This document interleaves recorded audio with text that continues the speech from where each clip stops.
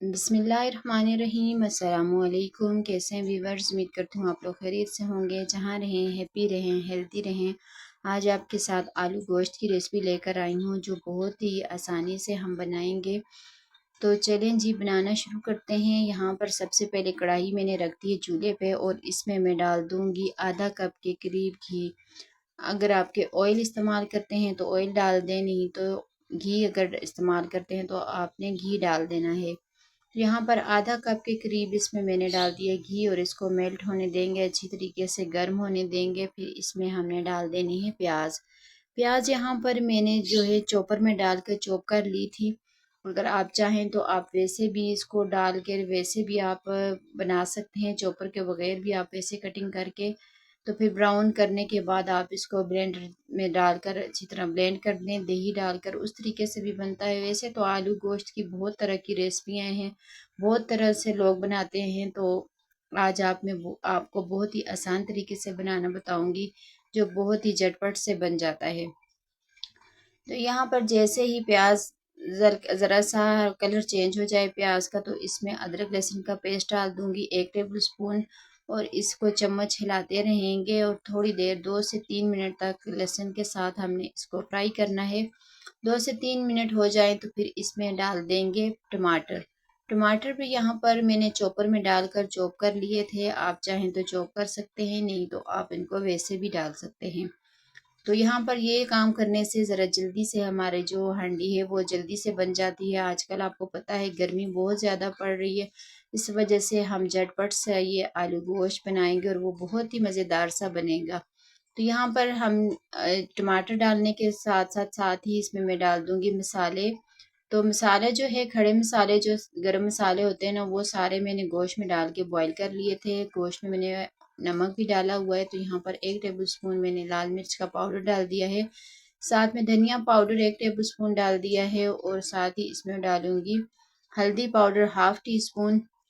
और ज़ीरा डालेंगे इसमें हाफ टेबल स्पून डालेंगे, सॉरी। तो यहाँ पर यही मसाले इसमें जाएंगे क्योंकि गरम मसाला जो है हमने पहले ही गोश्त में डालकर बॉईल कर लिया था।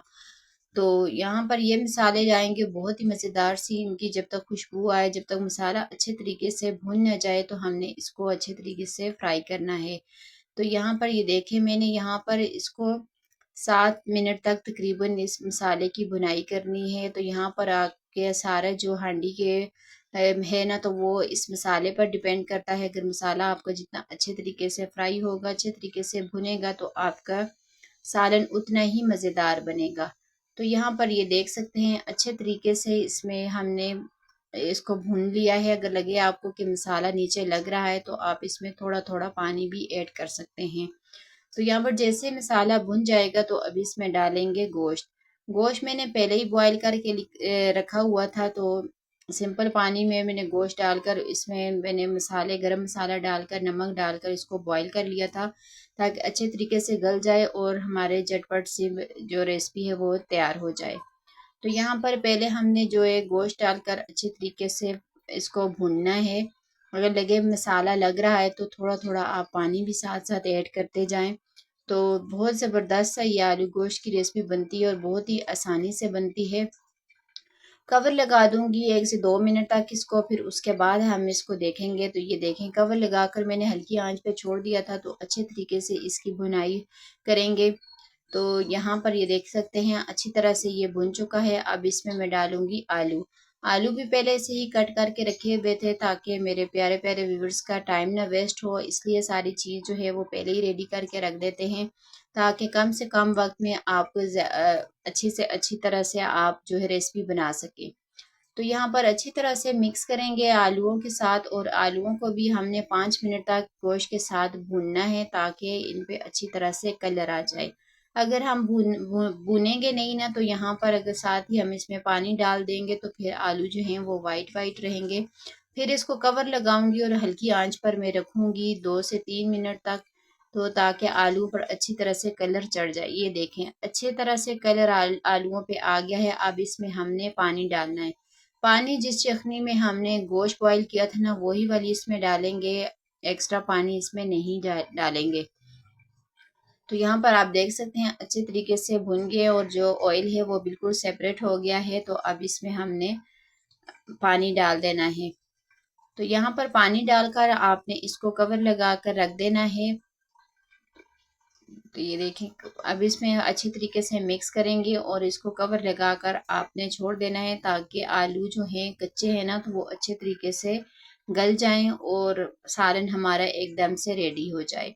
तो यहाँ पर मैं इसे तकरीबन 20 मिनट तक कवर लगाकर छोड़ूंगी हल्की आंच पर।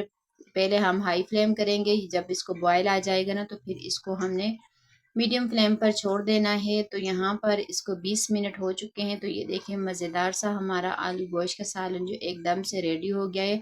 आलू भी अच्छे तरीके से गल चुके हैं और हमारा सालन जो है ये मीसा एकदम से रेडी है।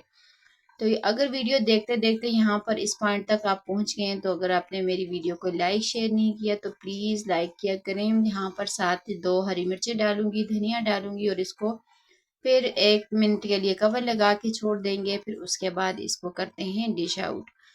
तो फाइनल लुक जो है बिल्कुल भी मिस ना किया करें। बहुत ही ज़बरदस्त, बहुत ही शानदार सा हमारा आलू गोश्त का सालन जो है वो रेडी हो गया है। गरम गरम रोटी के साथ सर्व करें और खाएं और मुझे ज़रूर फीडबैक दिया करें कि आपने मेरी रेसिपी ट्राई की और कैसी बनी है। तो अपनी दुआओं में याद रखा करें। अगर आप चैनल पे नए हैं तो चैनल को ज़रूर सब्सक्राइब किया करें और प्यारा से कमेंट भी ज़रूर किया करें। आपके कमेंट का बहुत शिद्दत से इंतज़ार रहता है। बहुत अच्छा लगता है जब आप प्यारे प्यारे कमेंट करते हैं। इसी के साथ ही अल्लाह हाफिज़।